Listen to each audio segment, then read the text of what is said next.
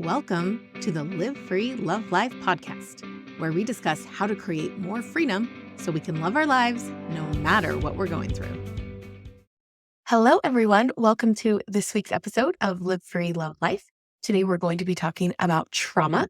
We want to put ourselves in the driver's seat of our healing so we can transform our scars into badges of resilience. So let's start with a story because we all love stories. I attended a university only 3 hours from my home. And one year, as I returned to school after Christmas break, I found myself driving in a terrible snowstorm, what I would call a whiteout. And that means I couldn't see anything but white and dark because it was at night. I couldn't see the road. I couldn't see the side of the road. I couldn't see the landscape. I couldn't see the sign. I couldn't see the mile markers. I couldn't see more than a few feet in front of my car. And I was in the middle of a mountain pass, far away from any towns. I was terrified that I was going to drive right over a cliff and not even know it, or that someone would come up behind me and hit me because I was going really slow and I couldn't see very far in front of me, which means they couldn't see very far in front of them. Staying still also didn't seem like a good idea because we could freeze to death, or we could run out of gas while trying to keep our car running so we didn't freeze to death, or I could get hit by someone coming up behind me. Plus, I didn't really know where the side of the road was. So I couldn't be sure that I wasn't stopping right in the middle of the freeway or that I wouldn't fall off a cliff as I pulled over to what I thought was probably the side of the road. I was about as scared as I have ever been in my whole life. Fortunately, a semi who could obviously see much better than I could came up behind me, and I got in their tracks and I just followed them out of the mountain pass and into the next town. I took the first exit we came to. I pulled my car into a gas station and I just shook. My whole body was violently shaking and I just let it. I didn't try to stop it. I didn't try to pretend I was okay. I didn't judge it. I didn't judge myself for shaking so violently. I just let myself shake. And at some point, my nervous system felt calm again. The snow had stopped and I got on the road and I finished my drive back to school. I didn't know this at the time, but I actually did this perfectly. The moment I was out of danger, I let my body do what it needed to do. It gave me a lot of adrenaline, norepinephrine, and cortisol, as well as fear, stress, anxiety, other emotions, to get through that experience safely. This helped me to be alert and focused with faster reaction times. And once the danger was over, it wasn't helpful to have all those hormones and emotions floating around in my system. And my body knew exactly what to do to complete the process, as long as I didn't get in the way. I don't have any trauma from this experience. I never had any trauma responses from driving through mountain passes, or from driving in the snow, because I completed the healing process without holding any trauma in my body. There is a video on YouTube, which I would love for you to all go look up. If you just search Impala shaking off trauma, you will find it immediately. An Impala gets caught, captured, whatever, by a leopard. And for all intents and purposes, this Impala is dead. It knows it's dead. You can watch its face. It totally knows it's dead. It's over. So it goes into freeze. That is part of the survival response. We got fight, flight, freeze. Just freezes, lays dead. It goes totally limp. And then something happens and the leopard runs off. Something scares it off or something. And you watch the Impala and it just lays there for a minute, still playing dead, still doesn't know if we're safe, still doesn't know what's happening. And then once it decides it's out of danger, it just starts to shake, just like my shaking after my snow driving experience. It just starts to shake. It shakes and shakes and shakes, and then gets up and walks off as if nothing ever happened. In nature, we can watch animals and we can see that is the natural response. We have a whole bunch of things happen in our body when we're in danger to help keep us alive. And then our body knows what to do to finish those, get those out, shake them all off. And then we can go right back to living our lives. And because I sat at the gas station and just shook, which I had no idea at the time, I did not know this is what this process looked like until I started learning about trauma and working on all of my own trauma. I read a book called Waking the Tiger, and they talk about this really well if you want to learn more about it. Nature knows how to do it. What we humans do is we get in our own way. Our body knows what to do, and we're the ones getting in our way. We push our emotions down. We push our response down. We judge it. We don't want to look embarrassed or humiliated. We push it all down instead of letting our body continue the response. So why is this important? Let's talk about what trauma is first. Trauma is a specter that lurks in the shadows of the human experience, a lasting mark left by the storms of life. It is an intricate tapestry woven from the threads of pain, fear, and helplessness. While the word itself might conjure up images of catastrophic events, trauma extends beyond the realm of physical harm, seeping into the very fabric of our emotional and psychological well-being. A Google search defines trauma as a deeply distressing or disturbing experience that overwhelms an individual's ability to cope. If you keep scrolling, another definition is an emotional response to a terrible event. There are lots of definitions of trauma. It can be a singular shattering event or a cumulative weight borne over time, etching its presence into the recesses of our memories. I like to think of trauma not as the event itself, but as what is left behind afterwards, if we don't allow that healing process to complete. And there are 3 reasons for this. First, the impact of trauma is not confined to the moment of its occurrence. It reverberates through time, casting a long shadow that colors the lens through which we perceive the world. Reason number 2, we can go through something terrible without holding on to any trauma, as the story I just told you illustrates. And number 3, it gives us power over it. You cannot change what happened to you. If what happened is the trauma, if the event is the trauma, there is not much you can do about it. That means you will be in bondage to your trauma for the rest of your life because we can't change that event. We can't change the thing that happened. But if trauma is what is left behind, disconnected from the event itself, and your body knows exactly what to do to heal from it, you are back in the driver's seat. You can free yourself from your trauma. The manifestations of trauma are as varied as the human experience itself. It can manifest as overreactions, I'm putting that in quotes for those of you just listening, acute stress disorder, post-traumatic stress disorder, or linger as a pervasive undercurrent in the form of complex trauma. Terrence Real said something about overreactions that I will never forget. He said, "We never overreact." Now just take that in for a second, because you're probably thinking of times people in your lives, because we look to other people first, have overreacted. But he said, we never overreact. We just aren't reacting to what's in front of us. These are what I call trauma responses. This is when something happens or someone does or says something, maybe with a particular facial expression or a tone of voice, and your body instantly goes into fight, flight, freeze. You aren't reacting to what's in front of you. You're reacting to what happened to you in the past because you never completed that healing process. You didn't let your body shake it out. So that trauma is still stuck in your body. The trauma from that experience, what is left behind, is running the show. The aftermath of trauma permeates every facet of our being, from the way we navigate relationships to the lens through which we view ourselves and the world. In the realm of relationships, trauma can act as an unseen hand, shaping the dynamics in ways that may not immediately be apparent. Trust, a fragile commodity, becomes a rare gem as the aftermath of betrayal or violation lingers.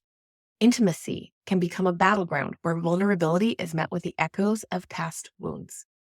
The cycle of trauma may repeat itself as the unresolved pain of the past influences the present, creating a web of dysfunction that entangles those caught in its grasp.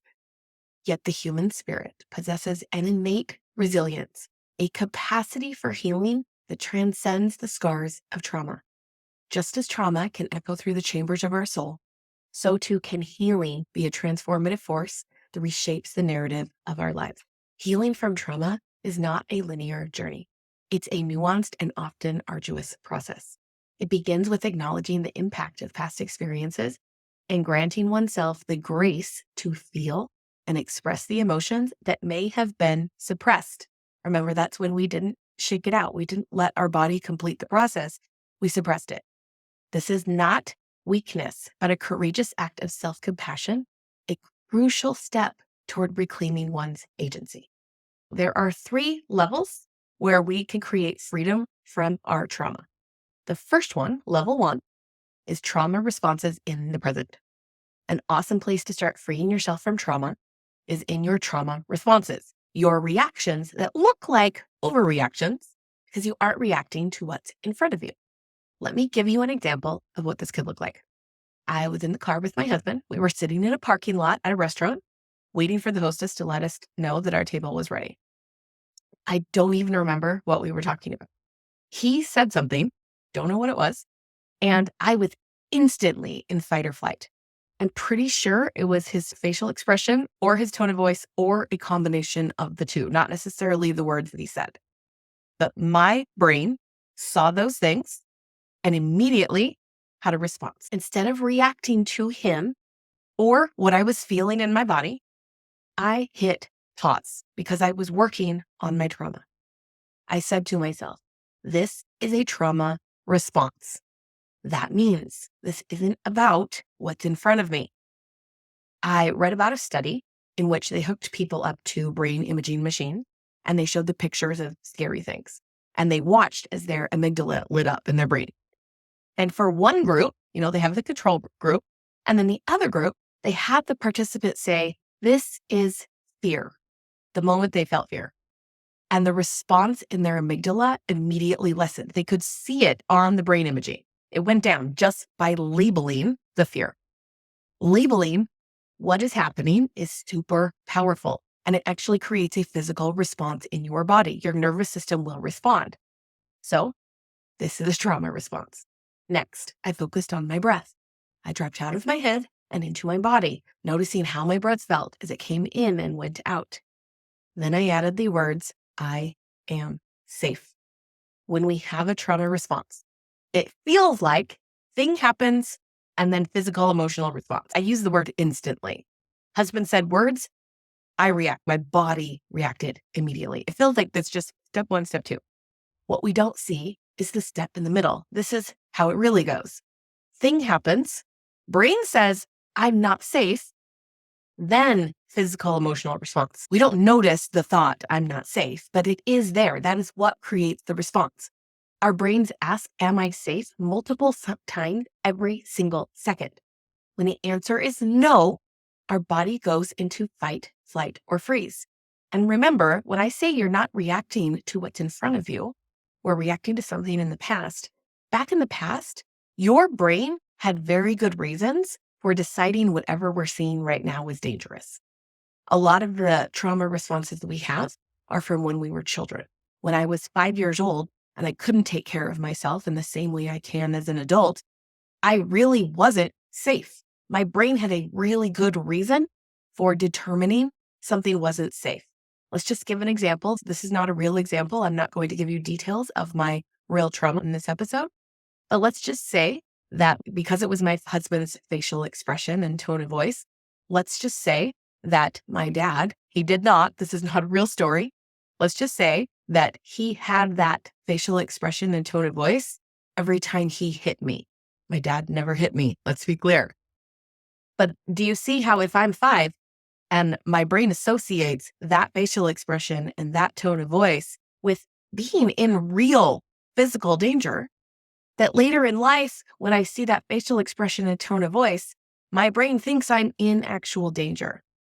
These responses were created in situations that are valid. We don't have to think we're crazy. We don't have to ever think that we're overreacting because we're not. We're reacting to something from the past when we were actually in danger. Your brain has a really good reason for thinking that whatever you're looking at now is dangerous. Okay, so meanwhile, I'm over here, my eyes are closed, I'm focusing on my breath, I'm telling myself I'm safe. And meanwhile, my husband is sitting there staring at me and having thoughts. And when he tried to talk, I just put up my finger, just like this, the universal sign for give me a minute. And I stayed with myself until my body calmed down. I was in the car at the time and my body didn't tell me anything particular to do, but that was the beginning of my journey to heal my trauma responses. Today, if that happened, I would probably have gotten out of the car and shaken. I do this now pretty much daily to release pent-up emotions. Step 1, when we are working with trauma responses, label it. You can call it a trauma response, a survival response, fight, flight, or freeze. It can be any label that you want that feels right to you. Step 2, breathe. Take deep breaths. Focus on your body. Listen to your body. Step 3, do what your body wants. You might want to yell, scream, hit something, run, shake, etc. I want you to remember the Impala. That's why you need to watch this video so that image is burned into your brain. Do what your body wants to do. Don't judge it. Don't hold back. Don't be worried about people judging you. Let your body complete the process. Now, let me be clear. When I say screaming and hitting, I do not mean screaming at people or hitting people. It means you may want to just scream at the top of your lungs, letting a loud voice come out of your body. If you want to hit, I have punching bags in my basement for a reason. Sometimes I want to hit because my body is in fight. So if that's what my body wants to do, I go downstairs and I punch the crap out of my punching bag because that's what my body wants to do to complete the process. Step 3 is do what your body wants. Make sure this is a personal thing. We're not yelling at people. We're also not hitting people. This is a personal process of letting your body do what it wants to do. Some of you may have noticed when you have some of these responses, you want to go for a run. Do that. Let your body complete the process because it already knows exactly what to do. Step 4, create safety. You are having this response because your brain thinks you aren't safe. And again, for good reason. Tell your brain that you're safe. Way back in the past, we may not have been safe.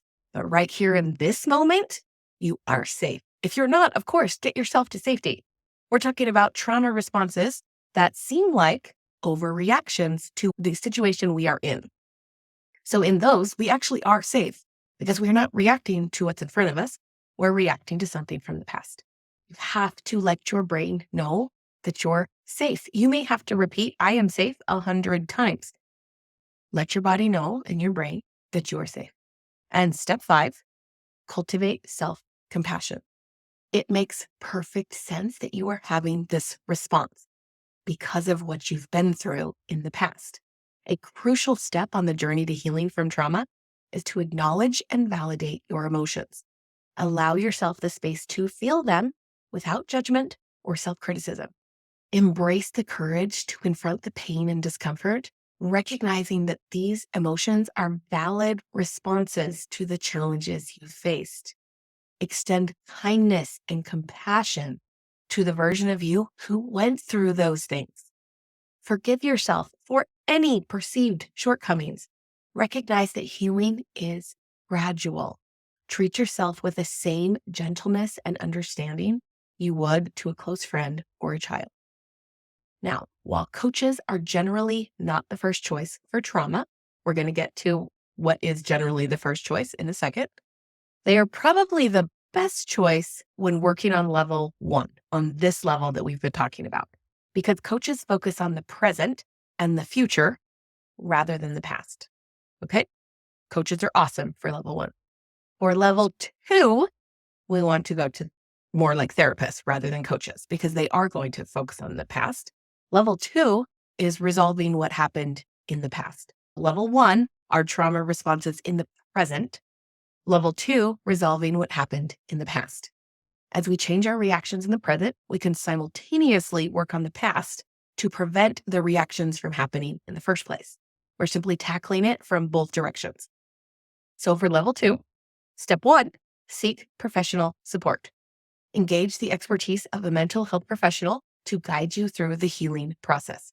Choose someone you trust and listen to your intuition. Here are a few options you may want to consider.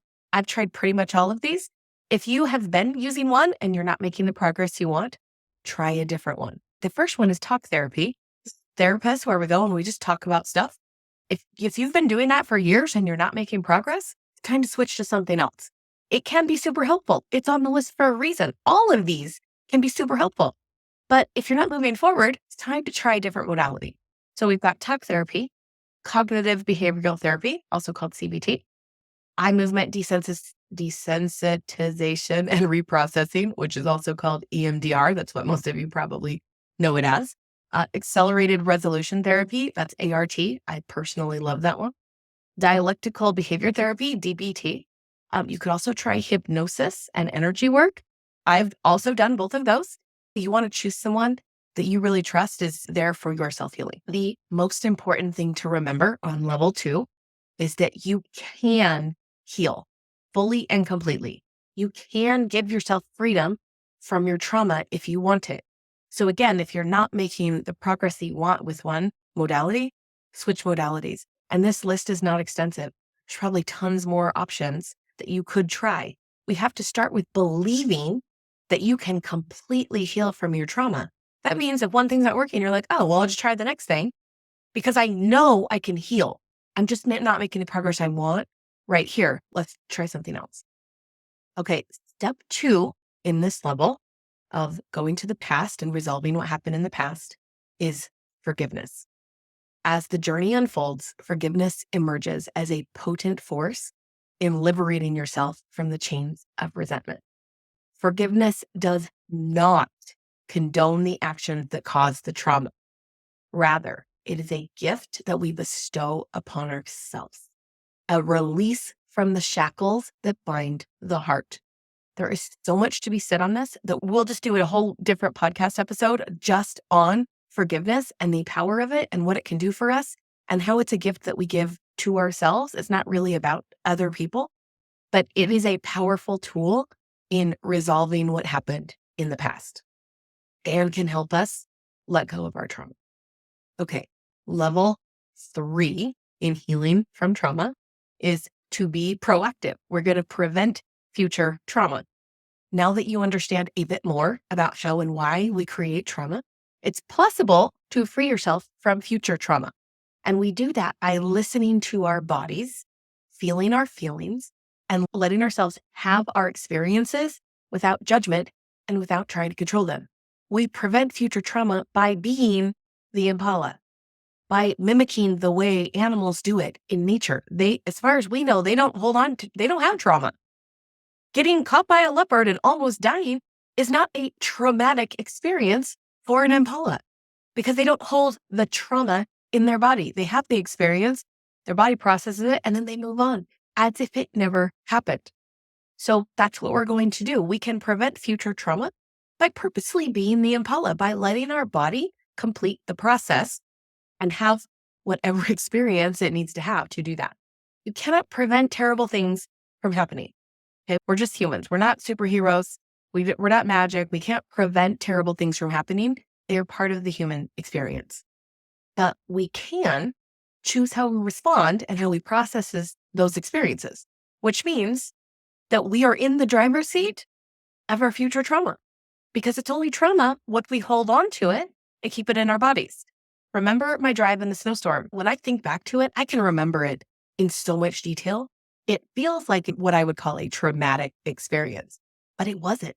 I didn't hold on to any trauma. I didn't create trauma in my body because I completed the process. So it was just a scary moment in my life, but I don't have trauma from it. We can prevent it if we're willing to feel, if we're willing to let our bodies do what they were designed to do. So let's talk about some ideas to help set you up for success when it comes to preventing future trauma. Step 1, practice mindfulness and grounding techniques. You want to incorporate a mindfulness practice into your daily routine to anchor yourself in the present moment. You could do meditation, body scanning, deep breathing exercises, breath work, qigong, yoga. Again, not an extensive list, just a few ideas to get started. These activities can help you cultivate awareness and help you get more connected to your body. Your body already knows what to do. The more connected you are to your body, the easier it will be for you to get out of the way and let it do the work of healing. Step 2, establish healthy boundaries. Identify and communicate your boundaries in relationships. Establishing clear boundaries is crucial for creating a sense of safety. Learn to prioritize your well-being by recognizing when to assert your boundaries and when to seek support.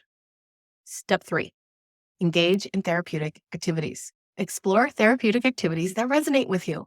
Art, music, dance, writing, anything in this category. Not an extensive list, just a few ideas to get you started. They can be powerful outlets for expression and self-discovery. These creative endeavors provide alternative avenues for processing emotion and fostering a deeper understanding of yourself and your journey. Step 4, develop a routine for self-care. Prioritize self-care as an integral part of your healing journey. Establish a daily routine that includes activities promoting physical, emotional, and mental well-being. Regular exercise, nutritious meals, adequate sleep, they all contribute to a foundation of resilience. Include something that helps you to process emotions in your daily routine. That's why I shake every day. Step 5, foster a growth mindset and celebrate your progress. Embrace a growth mindset by viewing challenges as opportunities for learning and growth. Shift your perspective from a fixed view of yourself to one that acknowledges your capacity for change and development. Celebrate the progress made on your healing journey, no matter how small. Healing is a continuous process, and recognizing your achievements, no matter how incremental, reinforces your resilience. Take pride in the steps you've taken and the person you are becoming. Remember, healing is a personal and unique journey, and there is no one-size-fits-all approach. Each step forward is a triumph, a testament to your strength and determination. As you navigate this path, be patient with yourself. Seek support when needed and embrace the transformation unfolding within you. You have the power to rewrite your narrative and emerge into a future shaped by resilience, self-love, and the promise of a brighter tomorrow. The narrative of healing is not about erasing the scars of trauma, but transforming them into badges of resilience. It is a testament to the unconquerable strength of the human spirit, a declaration that the past does not dictate the trajectory of the future. While its impact may be profound, it does not define who we are. The journey of healing is an invitation to reclaim authorship of our own stories, to paint with vibrant hues of resilience and self-love and the unwavering belief in our capacity to heal. And I know this is possible because of my own journey. Let me paint a picture for you. The triggers that once sent shockwaves through my senses now elicit nothing but a mild ripple. It's as though the very essence of who I am has undergone a metamorphosis, shedding the scars of yesteryears like a snake discarding its old skin. It's not just a lack of reaction to the familiar triggers. It is a profound shift in perspective. Compassion has become a cornerstone of my existence. Where bitterness and resentment once held sway, empathy now reigns supreme. I find myself extending a hand of understanding to others, recognizing the struggles that may be hidden beneath the surface, because that's where mine were. It is one of the primary reasons I do what I do. Once perceived as a hostile battleground, the world has transformed into a tapestry of shared humanity, each thread woven with the stories of resilience. Gone are the days of constant vigilance, scanning every interaction for potential threats. Trust, a fragile commodity in the aftermath of trauma, which I'm sure you all know, has blossomed like a delicate flower in the garden of my heart. I no longer view every smile with suspicion or interpret every silence as a harbinger of betrayal. Instead, I've learned to trust others and perhaps most importantly, myself. As I reflect on my journey, I'm acutely aware of the desires that fueled this profound transformation. The yearning for peace, for a respite from the ceaseless turbulence within, has been fulfilled beyond my wildest dreams. The hunger for connection, for relationships unmarred by the shadows of distrust, has been satiated with the warmth of genuine bonds. The thirst for self-acceptance, for a love that transcends the scars of the past, has been quenched by the wellspring of newfound compassion for myself. This podcast is not a proclamation of invincibility. It's an ode to vulnerability, the acknowledgement that healing is not a linear path, but a mosaic of highs and lows, setbacks and triumphs. It's an invitation for those who still tread the rocky terrain of trauma. Reassurance that the destination, though maybe obscured by the mist of pain, is within reach. In the tapestry of my life, the threads of trauma are no longer conspicuous. They are woven seamlessly into the fabric, adding depth and resilience to the overall design. The scars, once perceived as blemishes, are now badges of honor, testaments to the battles fought and won. I wear them not with shame, but with quiet pride. for they are the stepping stones that led me to this place of healing. As I stand in the glow of my own metamorphosis, I am keenly aware that the desire for healing is universal. The yearning for a life unburdened by the weight of past traumas transcends individual narratives. It is a shared aspiration, a collective prayer whispered by hearts in search of peace. If my journey can serve as a beacon of hope for even one soul navigating the tumultuous seas of pain, then the echoes of my past will have found purpose. In the tapestry of life, each thread has its own story. The thread of trauma, once a dark stain, has been rewoven into a narrative of resilience and redemption. The protagonist of the story is not an unblemished hero, but a survivor who emerged from the crucible of pain with newfound strength. The magic that facilitated this transformation was not a wand or an incantation, but the alchemy of time, self-reflection, and the unwavering belief that healing is not only possible, but inevitable. As I conclude this chapter of my narrative, I do so not with a sense of finality, but with the anticipation of new beginnings. The healing journey is ongoing, a continuous exploration of self-discovery and growth. Each day is a canvas, waiting to be painted with the hues of joy, love, and resilience. The echoes of my past may linger, but they are now whispers drowned out by the symphony of a life reclaimed. In the vast expanse of my present, I am free. Free from the shackles that once bound me, free to embrace the beauty of existence without the heavy burden of past traumas. The wounds have healed, leaving behind not scars of sorrow, but marks of triumph. This is what I want for you. Live free, love life. Thank you for watching this episode of Live Free, Love Life. Please subscribe to my channel and don't forget to like, comment, and share.